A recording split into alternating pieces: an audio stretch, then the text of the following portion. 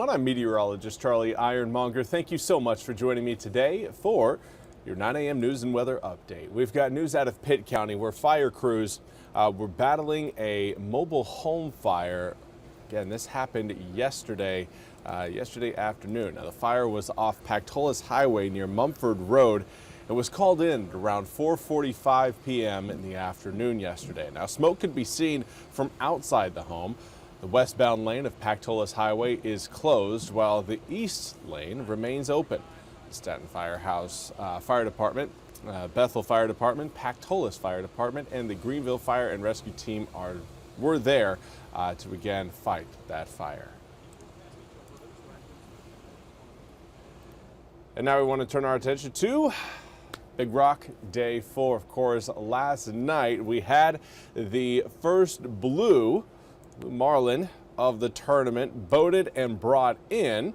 That was from the Bank Walker team. It came back just before 9 p.m., bringing in a 449.7-pound blue marlin. Now, the boat hooked the blue marlin at around 2:20 p.m., and then it took 3 hours to boat the fish. Big Rock officials say a total of 121 billfish were released, including 65 blue marlin, 18 white marlin, and 38 sailfish. Now, Marsh Madness kicked things off with the Gregory Pool first blue marlin release of the day at 9:15 a.m., worth $5,000. Sally Girl also had a strong day yesterday, reeling and releasing 3 blue marlin, 2 sailfish to win the Level 8 daily release prize of $59,075.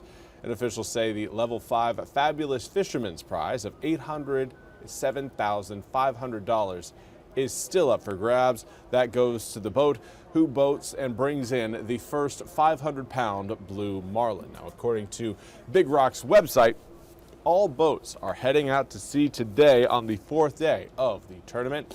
Again, that got underway just about 2 minutes ago. So again, should be, hopefully, is a very exciting day with more boats on the water. Yesterday, 253 boats went out after no boats went out Tuesday. So again, seeing all the boats out today, hopefully we get a little bit more action at Big Rock Landing. Of course, you can catch all of that action right here on the First Alert desk. We'll bring you all of the excitement from Big Rock Landing right here on the desk as it happens. But now I want to turn our attention to your weather forecast, where right now we're looking at relatively dry conditions across eastern North Carolina. Cloud cover is certainly present for some. We are seeing some peaks of blue out there. Going to give you kind of a look around eastern North Carolina. This is what we've got right now in Washington.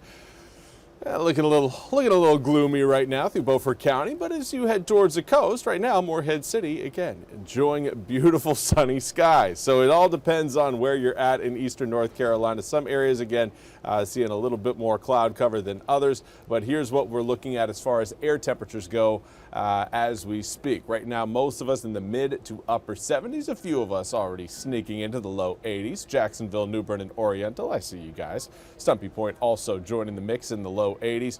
But coming up for this afternoon, we're going to be seeing a little bit more heat than what we had yesterday. Add in the humidity that's been present pretty much all week long, and it's going to be feeling like we are well into the 90s by this afternoon. Again, taking a look out of Morehead City. Of course, Big Rock Landing should be a busy place. We can see the flags flying there. 79 degrees right now. Feels like 82. Now, a southwesterly wind right now blowing in at about 9 miles an hour. Let's check out that Big Rock forecast for the sounds. Look at around 1 to 2 feet for your wave action. Southwesterly winds 10 to 15 knots, and there will be again isolated afternoon thunderstorms throughout the throughout eastern North Carolina, but also across most offshore waters. Waves 2 to 3 feet for the northern Outer Banks. Those are waters north of Cape Hatteras. Southwesterly winds 5 to 10 knots. The winds come up a little bit once you head south of Hatteras. 10 to 15 knot winds. Waves, though, 2 to 3 feet. And the similar story coming up for those of you heading off the coast of the Crystal Coast, where again you will start out the day 5 to 10 knot winds, but those winds will increase to around 10 to 15 knots later on in the day. Again, isolated thunderstorms in the afternoon. That's the case for not only offshore waters but inland areas as well, as this sea breeze front will be kicking off later on this afternoon, sparking again another round of some spotty thunderstorms. Some areas will see them, other areas won't. Just the classic eastern North Carolina summertime pattern, and we're going to be stuck in here for the next at least 8 days. Again, we continue to show rain chances on your 8-day forecast. Overnight tonight, overnight lows stay in the 70s, keeping that humidity very much present. Again, here's a look at some of those spotty storms rolling in later on today. Model's going a little bit drier than what I'm expecting, but it is important to note that we are going to be watching a bigger system roll towards eastern North Carolina coming up more tomorrow morning through the day tomorrow afternoon. Watch this warm front slowly extend over eastern North Carolina. That will bring with it a little bit more instability and a better chance for some showers and thunderstorms. Should be fairly scattered through the day, though. I'm thinking afternoon to evening hours, best opportunity, but we could see some rain showers and thunderstorms even early on in the morning. Now, we hold in that warm sector of that frontal system. Again, you can really see it spreading out, but behind the warm front and in front of the cold front is usually where you see a lot of instability, and that's where we're going to be coming up for Saturday and potentially even Sunday, keeping about a 70 to 60% chance of rain in the forecast over the entirety of the weekend. Now, air temperatures will hold in the upper 80s. Overnight lows in the low 70s means that humidity really isn't going anywhere. And that, of course, will lead to some stronger storms in the afternoons and evenings as we hit those highs. Now, coming up next week, we've got low 90s in the forecast for Tuesday, Wednesday, and Thursday. Of course, Thursday, Juneteenth. Remember to, again, make sure you celebrate. We've got 30% chance of rain for Juneteenth, 60% chance of rain on Monday, 40% chance coming up next Tuesday and Wednesday. Well, that's all we have time for today's 9 a.m. news and weather update from the First Alert Desk. I want to thank you all so much for joining me. We'll be back with more news and weather coming up in just under 1 hour. Until then, I hope you all have a fantastic Thursday.